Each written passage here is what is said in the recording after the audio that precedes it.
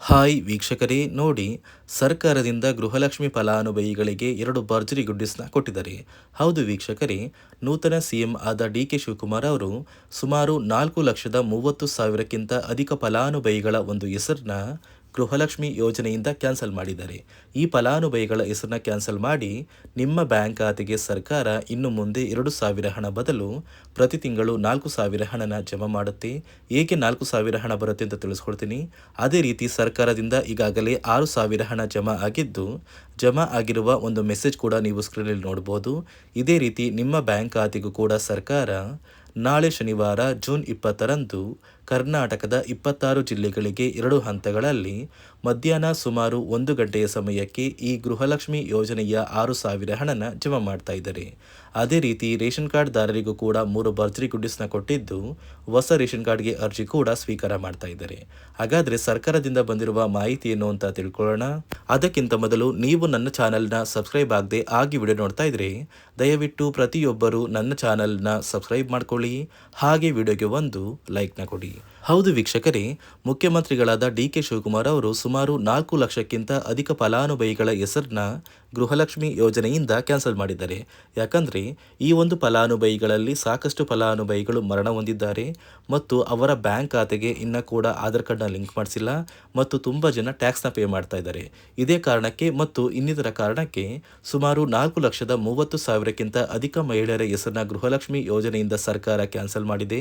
ಈ ಒಂದು ಕ್ಯಾನ್ಸಲ್ ಆದ ತಕ್ಷಣ ನಿಮ್ಮ ಬ್ಯಾಂಕ್ ಖಾತೆಗೆ ಇನ್ನು ಮುಂದೆ ಸರ್ಕಾರ ಪ್ರತಿ ತಿಂಗಳು 2,000 ಹಣ ಏನು ಹಣ ಬರ್ತಾ ಇತ್ತು, ಆ ಒಂದು ಹಣನ 4,000 ಹಣಕ್ಕೆ ಏರಿಕೆ ಮಾಡ್ತಾರೆ ಅಂತ ಒಂದು ಮಾಹಿತಿ ಬರ್ತಾ ಇದೆ. ಹಾಗಾದರೆ ನಿಮ್ಮ ಒಂದು ಬ್ಯಾಂಕ್ ಖಾತೆಗೆ ಪ್ರತಿ ತಿಂಗಳು 4,000 ಗೃಹಲಕ್ಷ್ಮಿ ಹಣ ಬರುತ್ತೋ ಬರೋದಿಲ್ಲ ಅಂತ ತಿಳಿಸ್ಕೊಡ್ತೀನಿ. ಅದಕ್ಕಿಂತ ಮೊದಲು ನೋಡಿ ವೀಕ್ಷಕರೇ, ನಾಳೆ ಶನಿವಾರ ಜೂನ್ 20ರಂದು ಕರ್ನಾಟಕದ 26 ಜಿಲ್ಲೆಗಳಿಗೆ 2 ಹಂತಗಳಲ್ಲಿ ಮಧ್ಯಾಹ್ನ 1 ಗಂಟೆಗೆ ಗೃಹಲಕ್ಷ್ಮಿ ಯೋಜನೆಯ ಈ ಜೂನ್ ತಿಂಗಳ 32ನೇ ಕಂತು, ಅದೇ ರೀತಿ ಮೇ ತಿಂಗಳ 31ನೇ ಕಂತು ಮತ್ತು ಏಪ್ರಿಲ್ ತಿಂಗಳ 30ನೇ ಕಂತು, ಒಟ್ಟು 3 ತಿಂಗಳ 6,000 ಹಣನ ಜಮಾ ಮಾಡ್ತಾ ಇದ್ದು, ಮೊದಲ ಹಂತದಲ್ಲಿ ಬಾಗಲಕೋಟೆ, ಬೆಳಗಾವಿ, ವಿಜಯಪುರ, ಧಾರವಾಡ, ಗದಗ, ಹಾವೇರಿ, ಉತ್ತರ ಕನ್ನಡ, ಬಳ್ಳಾರಿ, ಬೀದರ್, ಕಲಬುರಗಿ, ಕೊಪ್ಪಳ, ರಾಯಚೂರು, ಯಾದಗಿರಿ, ವಿಜಯನಗರ.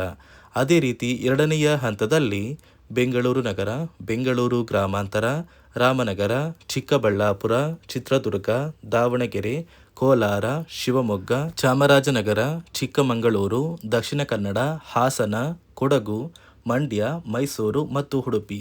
ಹೀಗೆ 2 ಹಂತಗಳಲ್ಲಿ ಸರ್ಕಾರ 3 ತಿಂಗಳ 6,000 ಗೃಹಲಕ್ಷ್ಮಿ ಹಣನ ಪ್ರತಿ ಫಲಾನುಭವಿಗಳಿಗೆ ಜಮಾ ಮಾಡ್ತಾ ಇದೆ. ಇನ್ನು ಮುಂದೆ ನಿಮ್ಮ ಬ್ಯಾಂಕ್ ಖಾತೆಗೆ 2,000 ಹಣನೇ ಬರೋದು, ಅಂದರೆ ಪ್ರತಿ ತಿಂಗಳು 2,000 ಹಣ ಬರುತ್ತೆ. ಆದರೆ ಈ ಬಾರಿ 3 ತಿಂಗಳ ಹಣ ಬರುತ್ತೆ. ಪ್ರತಿ ತಿಂಗಳು 2,000 ಹಣ ಏನು ಬರ್ತಾ ಇತ್ತು ಅದನ್ನು ಯಾವುದೇ ಕಾರಣಕ್ಕೂ ಸರ್ಕಾರದಿಂದ ಏರಿಕೆ ಮಾಡ್ತಾ ಇಲ್ಲ. ಅದೇ ರೀತಿ ನೀವು ಎಷ್ಟು ಬೇಗ ಗೃಹಲಕ್ಷ್ಮಿಗೆ ಮರು ಅರ್ಜಿನ ಹಾಕ್ತೀರಾ ಅಷ್ಟು ಬೇಗ 6,000 ಹಣ ಬರುತ್ತೆ. ಇಲ್ಲ ಅಂದರೆ ನಿಮ್ಮ ಬ್ಯಾಂಕ್ ಖಾತೆಗೆ ಗೃಹಲಕ್ಷ್ಮಿ ಹಣ ಕೂಡ ಕ್ಯಾನ್ಸಲ್ ಆಗುತ್ತೆ ಮತ್ತು ಸರ್ಕಾರ ಜಾರಿಗೆ ತಂದಿರುವ ನಿಯಮಗಳನ್ನ ಪಾಲಿಸಬೇಕು. ಹಾಗಾದರೆ ಸರ್ಕಾರದಿಂದ ಏನೆಲ್ಲ ಬದಲಾವಣೆಗಳು ಬಂದಿದೆ ಅಂತ ನಾನು ನಿಮಗೆ ತಿಳಿಸ್ಕೊಡ್ತಾ ಇದ್ದೀನಿ. ನಿಮ್ಮ ಬ್ಯಾಂಕ್ ಖಾತೆಗೆ ಗೃಹಲಕ್ಷ್ಮಿ ಯೋಜನೆಯ 3 ತಿಂಗಳ 6,000 ಹಣ ಜಮಾ ಆಗಬೇಕು ಅಂದರೆ ನೀವು ಆದಷ್ಟು ಬೇಗ ಗೃಹಲಕ್ಷ್ಮಿಗೆ ಮರು ಅರ್ಜಿನ ಹಾಕೋದು ಕಡ್ಡಾಯ.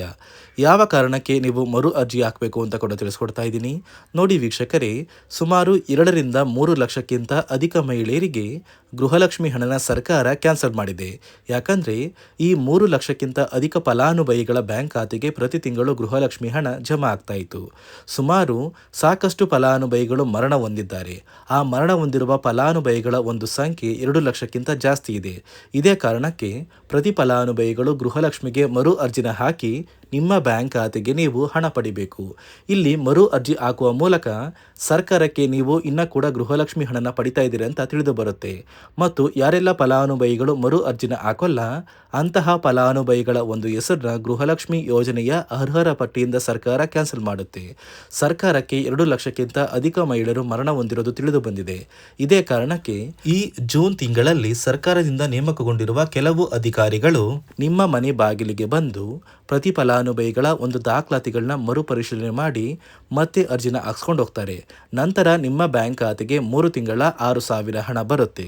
ಅದೇ ರೀತಿ ಇನ್ನು ಮುಂದೆ ಪ್ರತಿ ವರ್ಷವೂ ಕೂಡ ನೀವು ವರ್ಷದ ಕೊನೆಯಲ್ಲಿ ಗೃಹಲಕ್ಷ್ಮಿಗೆ ನೀವು ಹೊಂದಿರುವ ಲೈಫ್ ಸರ್ಟಿಫಿಕೇಟ್ನ ಕೊಟ್ಟು ಅರ್ಜಿನ ಹಾಕಿದ್ರೆ ಮಾತ್ರ ಆ ಒಂದು ವರ್ಷದಲ್ಲಿ ಪ್ರತಿ ತಿಂಗಳು ಗೃಹಲಕ್ಷ್ಮಿ ಯೋಜನೆಯ 6,000 ಹಣ ಬರುತ್ತೆ. ಈಗಾಗಲೇ ಫಲಾನುಭವಿಗಳಿಗೆ ಗೃಹಲಕ್ಷ್ಮಿ ಹಣ ಜಮಾ ಆಗೋದಕ್ಕೆ ಸ್ಟಾರ್ಟ್ ಆಗಿದೆ. ಆದಷ್ಟು ಬೇಗ ಈ ಜೂನ್ ತಿಂಗಳಲ್ಲಿ ಪ್ರತಿಯೊಬ್ಬರು ಗೃಹಲಕ್ಷ್ಮಿಗೆ ಮರು ಅರ್ಜಿನ ಹಾಕಿ ಈ ಒಂದು ಹಣನ ಪಡ್ಕೊಳ್ಳಿ. ಮತ್ತು ಸರ್ಕಾರ ಈ ಗೃಹಲಕ್ಷ್ಮಿ ಹಣಕ್ಕೆ ಕೆಲವು ನಿಯಮಗಳನ್ನ ಕೂಡ ಜಾರಿಗೆ ತಂದಿದೆ. ಅದೇ ರೀತಿ ರೇಷನ್ ಕಾರ್ಡ್ ಹೊಂದಿರುವ ಪ್ರತಿಯೊಂದು ಕಾರ್ಡ್ದಾರರಿಗೂ ಕೂಡ ಸರ್ಕಾರ 3 ಮುಖ್ಯವಾದ ಭರ್ಜರಿ ಗುಡ್ ನ್ಯೂಸ್ನ ಕೊಟ್ಟಿದ್ದು, ಮೊದಲ ಒಂದು ಗುಡ್ ನ್ಯೂಸ್ ಬಂದು ಸರ್ಕಾರ ಹೊಸ ರೇಷನ್ ಕಾರ್ಡ್ಗೆ ಅರ್ಜಿನ ಸ್ವೀಕಾರ ಮಾಡ್ತಾ ಇದೆ. ನೀವು ಕೂಡ ಹೊಸ ರೇಷನ್ ಕಾರ್ಡ್ನ ಪಡಿಬೇಕು ಅಂದರೆ ಆದಷ್ಟು ಬೇಗ ಅರ್ಜಿನ ಹಾಕಿ. ಅದೇ ರೀತಿ ಎರಡನೆಯ ಒಂದು ಗುಡ್ ನ್ಯೂಸ್ ಬಂದು ನೋಡಿ ವೀಕ್ಷಕರೇ, ನಿಮ್ಮ ಒಂದು ರೇಷನ್ ಕಾರ್ಡ್ಗೆ ಸರ್ಕಾರದಿಂದ ಈ ಜೂನ್ ತಿಂಗಳಲ್ಲಿ 3 ತಿಂಗಳಿಗೆ ಬರುವಂತಹ 15 ರೀತಿಯ ಆಹಾರ ಪದಾರ್ಥಗಳನ್ನ ಸರ್ಕಾರ ಉಚಿತವಾಗಿ ಕೊಡ್ತಾ ಇದೆ. ಈ ಜೂನ್ ತಿಂಗಳಲ್ಲಿ ಸಿಗಬೇಕಾಗಿರುವಂತಹ ಇಂದಿರಾ ಕಿಟ್ ಮತ್ತು ಮೇ ತಿಂಗಳಲ್ಲಿ ನಿಮಗೆ ಬರಬೇಕಾಗಿರುವಂತಹ ಒಂದು ಇಂದಿರಾ ಕಿಟ್, ಅದೇ ರೀತಿ ಏಪ್ರಿಲ್ ತಿಂಗಳಲ್ಲೂ ಕೂಡ ನಿಮ್ಮ ಒಂದು ರೇಷನ್ ಕಾರ್ಡ್ಗೆ ಇಂದಿರಾ ಕಿಟ್ನ ಕೊಟ್ಟಿಲ್ಲ. ಒಟ್ಟು 3 ತಿಂಗಳ 15 ಆಹಾರ ಪದಾರ್ಥಗಳನ್ನ ಸರ್ಕಾರ ಪ್ರತಿ ಕಾರ್ಡ್ದಾರರಿಗೆ ವಿತರಣೆ ಮಾಡ್ತಾ ಇದೆ. ಮೂರನೆಯ ಒಂದು ಗುಡ್ ನ್ಯೂಸ್ ಬಂದು, ಇನ್ನು ಮುಂದೆ ನೀವು ಉಚಿತ ಅಕ್ಕಿ ಪಡಿಬೇಕು ಅಂದರೆ ಆ ಒಂದು ಬಯೋಮೆಟ್ರಿಕ್ ಮಷಿನ್ ಮೇಲೆ ಬೆರಳಿಡುವಂತಹ ಅವಶ್ಯಕತೆ ಇಲ್ಲ. ಯಾಕಂದರೆ ಇದೀಗ ಸರ್ಕಾರ ನಿಮ್ಮ ಒಂದು ಬೆರಳು ಆ ಒಂದು ಮಷಿನಲ್ಲಿ ಎಂಟ್ರಿ ಆಗಿಲ್ಲ ಅಂದರೂ ಕೂಡ ಆ ಒಂದು ಅಧಿಕಾರಿಗಳು ಪುಸ್ತಕದಲ್ಲಿ ನಿಮ್ಮ ಒಂದು ಹೆಸರನ್ನ ಬರ್ಕೊಂಡು ನಿಮ್ಮ ಕಾರ್ಡಿಗೆ ಅಕ್ಕಿನ ಕೊಡಬೇಕು ಅಂತ ಸರ್ಕಾರ ಆದೇಶ ಕೊಟ್ಟಿದ್ದು, ಈ 3 ಗುಡ್ ನ್ಯೂಸ್ನ ಪ್ರತಿಯೊಂದು ಫಲಾನುಭವಿಗಳಿಗೆ ಸರ್ಕಾರ ಕೊಡ್ತಾ ಇದೆ. ಇದರ ಜೊತೆಗೆ ನಿಮ್ಮ ಬ್ಯಾಂಕ್ ಖಾತೆಗೆ ಗೃಹಲಕ್ಷ್ಮಿ ಯೋಜನೆಯ ಹಣ ಇನ್ನು ಮುಂದೆ ಬರಬೇಕು ಅಂದರೆ 5 ರೀತಿಯ ಹೊಸ ನಿಯಮಗಳನ್ನ ನೀವು ಪಾಲಿಸಬೇಕು ಅಂತ ಸರ್ಕಾರ ಆದೇಶ ಕೊಟ್ಟಿದೆ. ಅದೇ ರೀತಿ ನೋಡಿ ಸ್ನೇಹಿತರೆ, ಈ ಬಾರಿ ಸುಮಾರು 3 ಲಕ್ಷಕ್ಕಿಂತ ಅಧಿಕ ಫಲಾನುಭವಿಗಳ ಬ್ಯಾಂಕ್ ಖಾತೆಗೆ ಸರ್ಕಾರ ಗೃಹಲಕ್ಷ್ಮಿ ಯೋಜನೆಯ ಹಣನ ಜಮಾ ಮಾಡ್ತಾ ಇಲ್ಲ. ಕಾರಣ ಏನು ಅಂದರೆ, ನಿಮ್ಮ ಬ್ಯಾಂಕ್ ಖಾತೆಗೆ ಡೆಬಿಟ್ ಮೂಲಕ ಹಣ ಜಮಾ ಮಾಡುವಂತಹ ಸಂದರ್ಭದಲ್ಲಿ ಸರ್ಕಾರ ಸಾಕಷ್ಟು ಫಲಾನುಭವಿಗಳ ಒಂದು ಬ್ಯಾಂಕ್ ಖಾತೆಗೆ ಹಣ ಜಮಾ ಮಾಡೋದನ್ನು ಕ್ಯಾನ್ಸಲ್ ಮಾಡಿದೆ. ಯಾಕಂದರೆ ಇತ್ತೀಚೆಗೆ ಹಣಕಾಸು ಇಲಾಖೆ ಜಾರಿಗೆ ತಂದಿರುವ 5 ನಿಯಮಗಳ ಆಧಾರದ ಮೇಲೆ ಪ್ರತಿಯೊಂದು ಫಲಾನುಭವಿಗಳಿಗೆ ಸರ್ಕಾರ ಈ ಒಂದು ಹಣನ ಜಮಾ ಮಾಡ್ತಾ ಇದ್ದು, ಯಾರೆಲ್ಲ ಫಲಾನುಭವಿಗಳು ಈ ನಿಯಮಗಳನ್ನ ಪಾಲಿಸಿಲ್ಲ ನಿಮ್ಮ ಬ್ಯಾಂಕ್ ಖಾತೆಗೂ ಕೂಡ ಹಣ ಜಮಾ ಆಗೋದಿಲ್ಲ. ಹಾಗಾದರೆ ಬನ್ನಿ ಸ್ನೇಹಿತರೆ, ಸರ್ಕಾರ ಜಾರಿಗೆ ತಂದಿರುವ ಆ 5 ಹೊಸ ನಿಯಮಗಳು ಏನು ಅಂತ ನಾನು ನಿಮಗೆ ತಿಳಿಸ್ಕೊಡ್ತಾ ಇದ್ದೀನಿ. ನೋಡಿ ಸ್ನೇಹಿತರೆ, ಮೊದಲನೆಯ ಒಂದು ನಿಯಮ ಬಂದು, ಸಾಕಷ್ಟು ಫಲಾನುಭವಿಗಳು ಹೊಂದಿರುವಂತಹ ಒಂದು ರೇಷನ್ ಕಾರ್ಡ್ ಏನಿದೆ ಆ ಒಂದು ರೇಷನ್ ಕಾರ್ಡ್ನ ಮನೆಯ ಸದಸ್ಯರ ಪ್ರತಿಯೊಬ್ಬರ ಒಂದು ಆಧಾರ್ ಕಾರ್ಡ್ನ ನಿಮ್ಮ ರೇಷನ್ ಕಾರ್ಡ್ಗೆ ಕಡ್ಡಾಯವಾಗಿ ಲಿಂಕ್ ಮಾಡಿಸ್ಬೇಕು. ಅಂದರೆ ಈ ಒಂದು ಲಿಂಕ್ ಮಾಡಿಸುವಂತಹ ಒಂದು ಪ್ರೊಸೀಜರ್ಗೆ ಸರ್ಕಾರ KYC ಅಂತ ಕರೀತಾರೆ. ನಿಮ್ಮ ರೇಷನ್ ಕಾರ್ಡ್ಗೆ ಇನ್ನೂ ಸಹ KYC ಆಗಿಲ್ಲ ಅಂದರೆ ನಿಮ್ಮ ಬ್ಯಾಂಕ್ ಖಾತೆಗೆ ಸರ್ಕಾರ ಮುಂದಿನ ದಿನಗಳಲ್ಲಿ ಗೃಹಲಕ್ಷ್ಮಿ ಯೋಜನೆಯ ಹಣನ ಕ್ಯಾನ್ಸಲ್ ಮಾಡುತ್ತೆ. ಅದೇ ರೀತಿ ಎರಡನೆಯ ಒಂದು ನಿಯಮ ಬಂದು, ಸಾಕಷ್ಟು ಫಲಾನುಭವಿಗಳು ಕಳೆದ 3 ತಿಂಗಳಿಂದ ಸರ್ಕಾರದಿಂದ ಬರ್ತಾ ಇರುವಂತಹ ಒಂದು ರೇಷನ್ ಏನಿದೆ ಅಂದರೆ ಉಚಿತ ಅಕ್ಕಿ ಏನಿದೆ ಈ ಒಂದು ರೇಷನ್ನ ಪಡ್ಕೋತಾ ಇಲ್ಲ. ಒಂದು ವೇಳೆ ಕಳೆದ 3 ತಿಂಗಳಿಂದ ನೀವು ರೇಷನ್ನ ಪಡ್ಕೊಂಡಿಲ್ಲ ಅಂದರೆ ಸರ್ಕಾರ ನಿಮ್ಮ ಬಳಿ ಇರುವಂತಹ ಒಂದು ರೇಷನ್ ಕಾರ್ಡ್ನ ಕ್ಯಾನ್ಸಲ್ ಮಾಡುತ್ತೆ.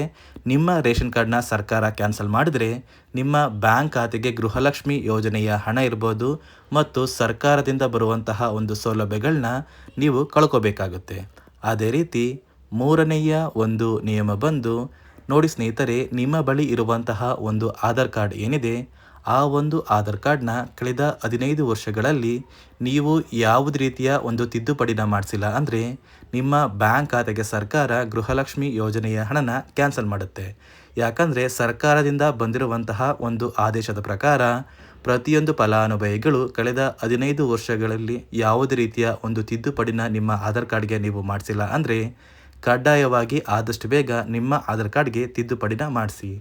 ಅದೇ ರೀತಿ 4ನೆಯ ಒಂದು ನಿಯಮ ಬಂದು, ನಿಮ್ಮ ಕುಟುಂಬದ ಒಂದು ವಾರ್ಷಿಕ ಆದಾಯ 7 ಲಕ್ಷಕ್ಕಿಂತ ಕಡಿಮೆ ಇರಬೇಕು. ಒಂದು ವೇಳೆ ನಿಮ್ಮ ಕುಟುಂಬದ ವಾರ್ಷಿಕ ಆದಾಯ 7 ಲಕ್ಷಕ್ಕಿಂತ ಜಾಸ್ತಿ ಇದ್ದರೆ ನಿಮ್ಮ ಬ್ಯಾಂಕ್ ಖಾತೆಗೆ ಸರ್ಕಾರ ಗೃಹಲಕ್ಷ್ಮಿ ಯೋಜನೆಯ ಹಣನ ಕ್ಯಾನ್ಸಲ್ ಮಾಡುತ್ತೆ. ಅದೇ ರೀತಿ 5ನೆಯ ಒಂದು ನಿಯಮ ಬಂದು, ನಿಮ್ಮ ಕುಟುಂಬದ ಸದಸ್ಯರು ಅಥವಾ ಗೃಹಲಕ್ಷ್ಮಿ ಯೋಜನೆಯ ಫಲಾನುಭವಿಗಳು ಯಾರು ಕೂಡ ಸರ್ಕಾರಿ ನೌಕರರಾಗಿ ಕಾರ್ಯನಿರ್ವಹಿಸ್ತಾ ಇರಬಾರ್ದು. ಒಂದು ವೇಳೆ ನಿಮ್ಮ ಕುಟುಂಬದಲ್ಲಿ ಯಾರೇ ಆಗಿದ್ರೂ ಸರ್ಕಾರಿ ನೌಕರರಾಗಿ ಕಾರ್ಯನಿರ್ವಹಿಸ್ತಾ ಇದ್ದರೆ ನಿಮ್ಮ ಬ್ಯಾಂಕ್ ಖಾತೆಗೆ ಗೃಹಲಕ್ಷ್ಮಿ ಯೋಜನೆಯ ಹಣ ಕ್ಯಾನ್ಸಲ್ ಆಗುತ್ತೆ. ಈ 5 ನಿಯಮಗಳ ಆಧಾರದ ಮೇಲೆ ಪ್ರತಿಯೊಂದು ಫಲಾನುಭವಿಗಳಿಗೆ ಸರ್ಕಾರ ಹಣ ಜಮಾ ಮಾಡ್ತಾ ಇದೆ. ಒಂದು ವೇಳೆ ನೀವು ಈ 5 ನಿಯಮಗಳನ್ನ ಪಾಲಿಸಿಲ್ಲ ಅಂದರೆ ನೀವು ಕೂಡ ಗೃಹಲಕ್ಷ್ಮಿ ಯೋಜನೆಯ ಹಣದಿಂದ ವಂಚಿತರಾಗಬೇಕಾಗುತ್ತೆ. ನೋಡಿ ವೀಕ್ಷಕರೇ, ನಿಮ್ಮ ಬ್ಯಾಂಕ್ ಖಾತೆಗೆ ಸರ್ಕಾರದಿಂದ ನಾಳೆ ಶನಿವಾರ ಜೂನ್ 20ರಂದು 3 ತಿಂಗಳ 6,000 ಹಣನ ಪ್ರತಿ ಫಲಾನುಭವಿಗಳಿಗೆ ಸರ್ಕಾರ ಜಮಾ ಮಾಡ್ತಾ ಇದೆ. ಅದೇ ರೀತಿ ರೇಷನ್ ಕಾರ್ಡ್ ದಾರರಿಗೂ ಕೂಡ ಭರ್ಜರಿ ಗುಡ್ಡಿಸ್ನ ಕೊಟ್ಟಿದೆ ಅಂತ ಹೇಳ್ತಾ ಇದಿಷ್ಟು ಸರ್ಕಾರದಿಂದ ಬಂದಿರುವ ಮಾಹಿತಿಯಾಗಿದೆ. ನಾನು ಕೊಟ್ಟಿರುವ ಮಾಹಿತಿ ನಿಮಗೆ ಇಷ್ಟ ಆಗಿದ್ದಲ್ಲಿ ನನ್ನ ಚಾನಲ್ನ ಸಬ್ಸ್ಕ್ರೈಬ್ ಮಾಡಿಕೊಂಡು ಹಾಗೆ ವಿಡಿಯೋಗೆ ಒಂದು ಲೈಕ್ನ ಕೊಡಿ.